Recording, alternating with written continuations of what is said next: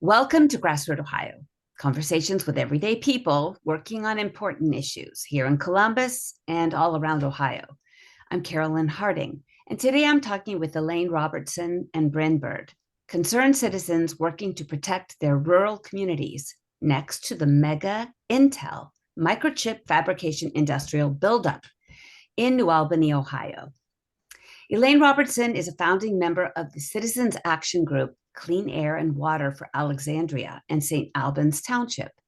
She and about a dozen residents formed the group in 2023 in response to two proposed asphalt plants, one on each side or each end of the town, only 1 mile apart. And due to their effort, in part, neither asphalt plant has permission to operate. Some of the Clean Air and Water for Alexandria and St. Albans Township volunteers have now begun working with the CHIPS, Communities United, with a goal to bring responsible and equitable implementation of the CHIPS Act. The alliance includes labor, environmental, social justice, civil rights, and community organizations representing millions of workers and community members nationwide. And Elaine currently teaches elementary music for Columbus City Schools. Bryn Bird hails from a dirt road outside of Granville, Ohio, growing up on her family's produce farm. After an undergrad at Miami University, she finished her master's degree in public health from the George Washington University. Bryn spent her early career as an epidemiologist, working at the Navy and Marine Corps Public Health Center, before organizing at Rural Coalition and Rural Organizing. Bryn spearheaded the development of the Canal Market District and Enterprise Hub, and she was elected Granville Township trustee in 2018 and reelected in 2021.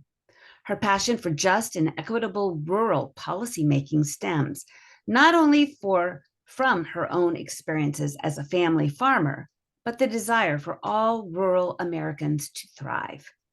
She serves on the board of the Ohio Farmers Union, Buckeye Valley Family YMCA, and Rural Organizing. She is co-owner of her family's farm, supporting the marketing and direct sale of produce through local markets, CSAs, and wholesale accounts. And Bryn and her husband, Brian, are also the proud parents of 3 daughters, 10, 8, and 5. Bryn is currently a candidate for Licking County Commissioner on the November 5 ballot. Welcome to GrassRoot, Ohio. Thank you. Thanks for having us. Well, it's an election year, as you know, and President Biden, Ohio Senator Sherrod Brown, and Governor Mike DeWine are all in with the Intel mega industrial buildout. And according to a March 2024 Reuters new article, quote, Intel is planning a $100 billion spending spree across 4 U.S. states to build and expand factories after securing $19.5 billion in federal grants and loans, and hopes to secure another $25 billion in tax breaks. The centerpiece of Intel's 5-year spending plan is turning empty fields near Columbus, Ohio, into what CEO Pat Gelsinger described to reporters on Tuesday as, quote, the largest AI chip manufacturing site in the world, unquote, starting as soon as 2027. You both live in communities that comprise these empty fields near Columbus. Tell us what's going on in your communities regarding Intel. Let's start with you, Elaine. Okay, well, I live in St. Albans Township, which completely surrounds the town. And we have been dubbed the sacrifice.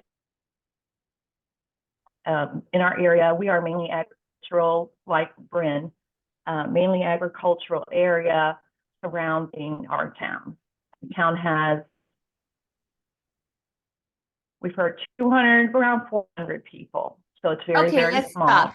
Elaine, 1 mile long. Excuse me, Elaine. Mm-hmm. Let's pause here. We are having trouble. Let's start with you, Elaine. Okay. As far as where I live and the area, to describe Alexandria, there's about 400 people in town. Our township completely surrounds the town. And so anything that happens in St. Albans Township directly affects the town. So the thing that we have been facing is that we're considered a sacrifice zone, has been one of the descriptions. And along with that, because of the location, we're on Route 37, we're by Route 161. It does make it convenient to build 2 asphalt plants right there, but within 1 mile of each other. And that was the beginning of everything in the last year, because that is not the only issue we have faced. You know, we're only about 5 miles away from Intel. There's more building going on. There's things happening with the commissioners in the county where they've sold land out from without our knowledge for a large wastewater treatment plant. So there's quite a lot going on out here. So we're facing, it's a real big struggle. Okay, how about you, Bryn? How did you get involved in these issues? Yes. So I am a township trustee in one township over. So it's pretty much former Jersey Township that's now the city of New Albany, where the Intel factory is being built, then St. Albans, and then Granville Township. So we're all neighbors, and we work together as good neighbors do. And our community is home of some of the best aquifers in the entire region. We know that, we've always known that, because when we are building buildings out here or doing construction, we're always very mindful of where aquifers are and, you know, what footers we put in and how, you know, we have to stabilize in this area because we're rich with water. And I think that's a big reason that this area is highly attractive to a lot of these tech businesses moving in. Is, you know, our area is non-irrigated agriculture, which people who live in Ohio don't always, I think, realize how blessed that is. But that means that when we plant corn, the only thing that waters it is, you know, the rain coming down. We don't have to irrigate our land as, you know, most any other state really does. Our land is irrigated just through rain. And so we have these lush, non-irrigated farm fields that are highly productive. And under it sits these very full aquifers because we don't, you know, really have to drill from our aquifers to water all the agricultural land. So our community got involved because at this time, you know, these tech companies and especially the city of New Albany is currently looking for more water. You know, they have a lot of build out happening around the tech industry, and they do not have the water resources that they need for these industries. And so they have begun to purchase farmland along our river that goes through our community. And in so wanting to drill underneath the farm fields, both in St. Albans Township, Granville Township, and other places in our county, to drill millions of gallons of water a day for the tech industry that's moving in. And so our community really got involved when we started to have outside municipalities, outside corporations looking to drill and pump water from our aquifers out of our community. I understand that Intel will need approximately 1.5 million gallons of water per day for the 2 fabs or 2 buildings or construction factories.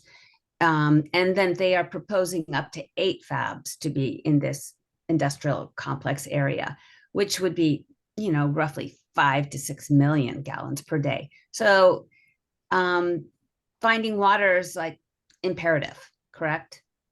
And Yes. weren't they drilling test wells in your community to see if that was water they could? Yes. Okay, talk about that. Back in 2021, unbeknownst to us, a group called, or the project was called Intel Site 1 Dragonfly. And they tested or put in piezometer wells to see how deep they had to go for water, what type of soil or gravel would they have to go through. And they did that over on, say, the west side of town, over basically in an area just outside where many wells are. Along with that, we have Brookside, who has been digging gravel pits and about 20 of the wells went dry. And some of them were forced to hook into our water, the village water. So that was the beginning, and no one knew about it. There was a lot of gossip or a lot of talk that something was going on, and seeing trucks pull up and down. So that was site one. Now, where Bryn is at in her township, hers is known as site two, also Dragonfly. So that's another issue she can address. But we have a lot of water, but we have an outside entity that wants to use it for industrial uses where we feed our animals and we wash our clothes. I mean, it's our water in this area. And that's the struggle we have, is that this is affecting our own wells. And the EPA that has those documentation has said, or the engineers have said, that there will be a drop in our wells and that they are responsible for mitigation, which involves drilling somewhere else on the property perhaps, or drilling deeper. And a few of them, they do not have, their water quality is not as good. So it's a big struggle. So it's gone from asphalt now to water, thus clean air and water. How about in your community, Bryn? Yeah, so in our community, the land that they purchased that they would like to drill water from. So it is interesting, like she said, like a lot of it is gossip and rumors, and you kind of heard this might be coming. There was a meeting that we attended, I think it was 2021, where there was conversation that the best aquifers in Licking County are 6 miles east of Alexandria, and all of us in the room were like, 6 miles east, wait, that's Granville. And we were like, that's us. And a big parcel of land was purchased, and at the time, there were rumors it was going to be wetland remediation. Nobody really knew, but it is a floodplain, and in a floodplain and a floodway. And so in order for them to do those test wells, they had to go to the county to ask for permits. Had they not needed to go to the county for these permits, we never would have been notified. This could have gone forward without any notification to our community.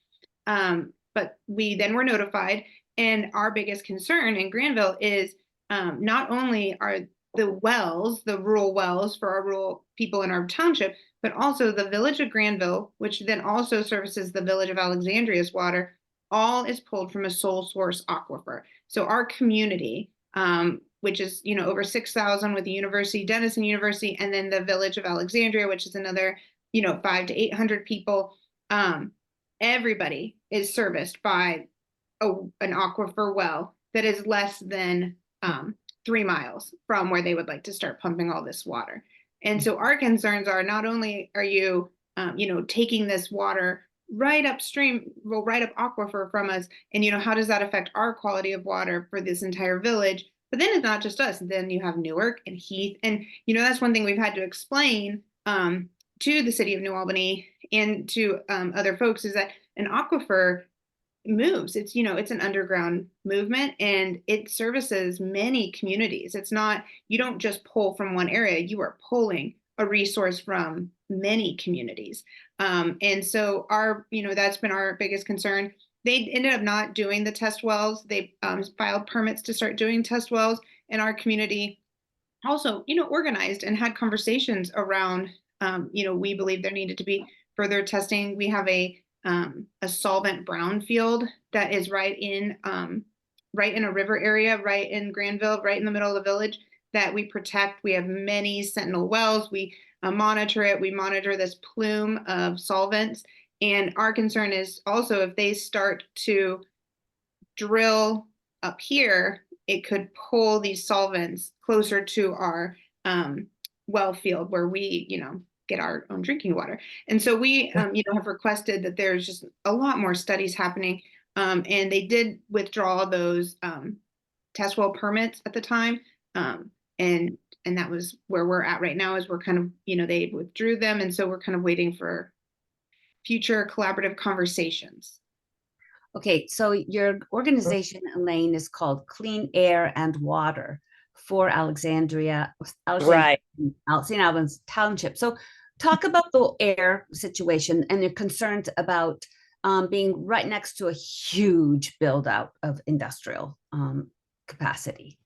Let's talk about that. Air, the air emissions and toxins. Well, with Intel, yeah. Air emissions and toxins, we don't know a whole lot. Really, we don't. Intel filed for a permit regarding the air, and they did not want to have a major one, or they don't have a major permit. We don't know what's coming out of the stacks. We don't know any of the chemicals. All we know is their prior history, which has been poor. We know that there have been illnesses in the past, that they, in one plant, had turned off one of their systems that help protect people. So we're scared. You know, we're 5 miles away, and it's almost like we're in ground zero, and we don't know what's coming. So that is our struggle, is we're this close. We've already fought asphalt plants. We already have other things coming in. And now we have this giant Intel plant that's going to have a giant smokestack that everyone will see. And we don't know what's coming out of it. We need to know more. Well, what about the Emergency Planning and Community Right to Know, EPCRA Act? Can you explain if they are letting you know, or why aren't they, and how can they be held accountable? Bryn. So I think this is a big reason that, I really did put my name in the hat for county commissioner at this time, because, I think one thing that's happening right now is, as you just said, we have St. Albans and Alexandria and Granville and our friends in McKean Township and our friends in Union Township. And we have every community trying to understand what's happening. And, these issues that we're talking about are not just happening in our two communities. I mean, this is happening all over. It's actually happening regionally. We're hearing from our friends down in one township below in Fairfield, and so I think the concern is that at this point we're pretty much relying on amazing community members and grassroots advocates like the Clean Air and Water Group to do this work for our whole community. And when joining the CHIPS community group, the one thing that really stuck out, talking with them and then also talking just with other folks in this industry, is in other places where these chips factories are coming in, or in other industrial is moving in, the counties oftentimes will hire engineering firms to help represent the community as a whole, and represent the community as a whole in asking these questions, in going through these permitting processes, and understanding and working with all the different various communities together. I learned that in Taylor, Texas, where the Samsung factories are moving in, they hired an engineering firm. That engineering firm has meetings 7 days a week with various communities, and understanding these permits, and in going through and being able to answer these questions, because we are trying to rely on retired and we're so lucky in our community that we do have a lot of retired geologists and hydrologists that just happen to live here. But we're like handing them reports and saying, can you read this? What does this mean for us? And, we're saying that as a community, I think we feel that we should have an engineering firm or a consultant who represents the whole community, and who can help all of us advocate for our interests, advocate for this development moving in, and how it affects all of our communities. Because at this point, even if we did get some of those permits, or even if somebody told us what they're releasing, do we know? Like I said, I have a background in environmental public health. I can read, enough, but am I going to be an expert in this field, in this industry? Probably not. And so I think that that's one thing that we have all asked for, is that there's more collaborative representation at the county level, to make sure that what's moving in, that we get our questions answered, and that, we have a voice in all of this. Because right now it feels like it's happening to us, and we are just kind of like, we learn about it through permit processes that happen to have floodplains, and so why are we not having these larger conversations and being represented at the county level? We are very eyes wide open. at the benefits that will come, economic benefits. We understand the need for this on an international level and from a foreign policy level. And so I think the thing is we're saying is, how do we make sure that this fits in our community and doesn't harm our community, and who is representing the community at this point? So honestly, that's how, because I know that there are these acts that will allow us to see the permits, but are we going to really, know what we're reading? Well, this is Carolyn Harding with GrassRoot, Ohio, and today I'm talking with Elaine Robertson and Bryn Bird. They're from the neighboring community of this massive build out that Intel is building next to New Albany, Ohio. I'd like to talk to you, Bryn, about farmland and the loss of farmland and how this will impact your business being a produce farmer. Yes, huge.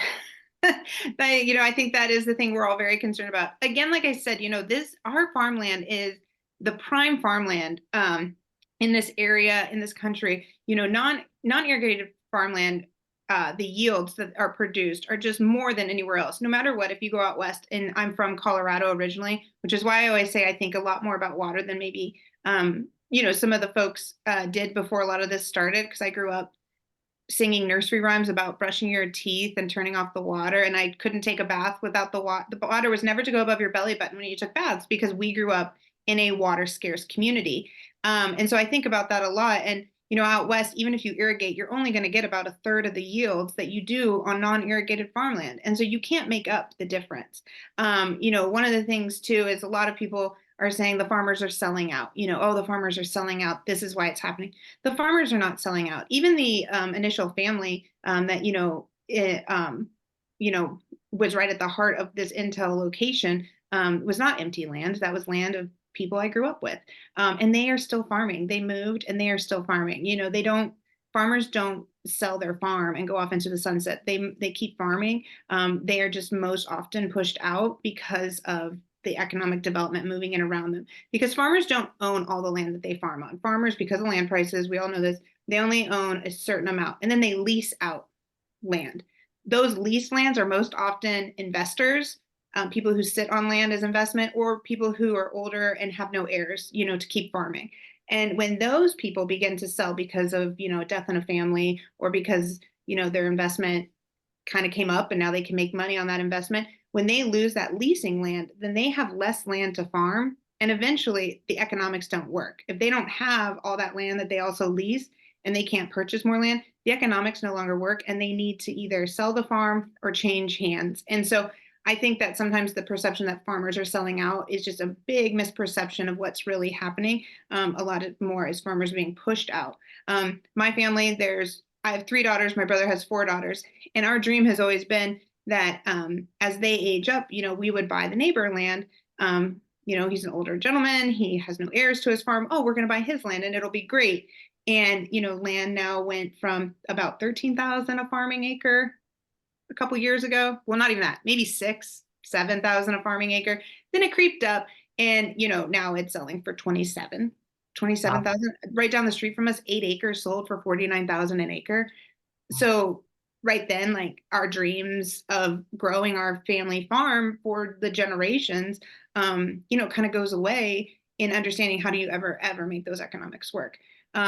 I think that it's important that we support more diverse farming, because we're going to have smaller farms, and that will force farmers to be more creative and to go into more niche farming, more intensive grazing or intensive crops like produce like us. And they have the area is 1,000 acres, I believe, that this huge fab area is taken. They did, and they pre-annexed 4,300 acres, 4,000 acres. They pre-annexed that will all eventually go to commercial development. Oh, there goes all that good farm. Yeah. Yeah. Mm-hmm. Well, Elaine, I'd like you to talk real quickly about the CHIPS Communities United and your efforts and asks of Intel. And we have about 3 minutes. CHIPS United is a nationwide coalition of businessmen, chips manufacturers, all aspects And they're not a group that says, no, we don't want chips at all. They're saying we need to collaborate. We need to form, in our case, we want to form a group that has representation from unions in different areas that would also be separate from Intel, not using their representatives, but a community group that can form, I guess, an agreement with Intel to be in touch about all those little details that we've been talking about, so that we can actually make working at Intel safer, more productive, and also safer for the community as a whole. And Bryn, talk about a CBA, Community Benefits Agreement. Is that what you're looking for with Intel? I do know that the Clean Air and Water Group is looking for that. And I hate to say, I do think Elaine can probably answer that better than I can on the CBA because she was instrumental in crafting that language. But I think exactly what she said, working together in a way that we are representing the communities. And it just, at this point, it's hard because Johnstown, another community that's right there, they're having to represent themselves. We're all independently representing ourselves. And eventually, we could really bring that power together as one voice of Licking County, I think, for sure. Definitely. All right. And what is your top ask of our listeners? Let's start with you, Elaine. My top ask is transparency. That is one thing we do not have whatsoever. Intel filed with the EPA. They have a non-disclosure that was agreed between them. So between those things with non-disclosures, we have no contact with Intel. So there's a lot of gossip, mistrust of the entire situation. So that is our main ask to begin with, and forming an alliance with community. And how about you, Bryn? I think making sure that people are staying educated and aware of what's happening, listening to this. I'm sure the listeners are those type of people, but I think also working with your community leaders, asking to get on committees, asking to be a part of your, zoning commissions, your zoning appeal boards, your whatever, your sustainability groups. There's a lot of distrust that's happening. And in that distrust, we are actually starting to even silence the voices of reason, which, you see a lot is happening too, where communities are trying to work to, they're trying to work to protect their community, or they're trying to invite in different businesses. And then everybody kind of starts to panic.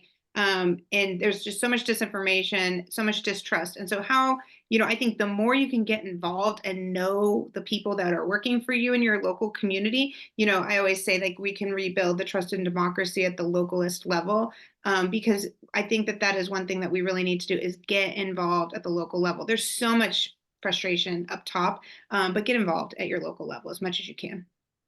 Well, thank you for joining me today on GrassRoot Ohio.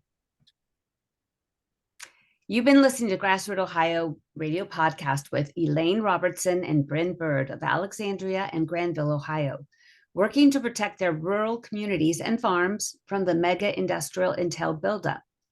In addition to our Friday 5 p.m. broadcast on WGRN LP-FM, GrassRoot Ohio airs on Sundays at 2 p.m. on WCRS-FM. You can find us on SoundCloud, Apple Podcasts, Spotify, YouTube, Facebook, and Instagram. Thanks for joining us. Thank you.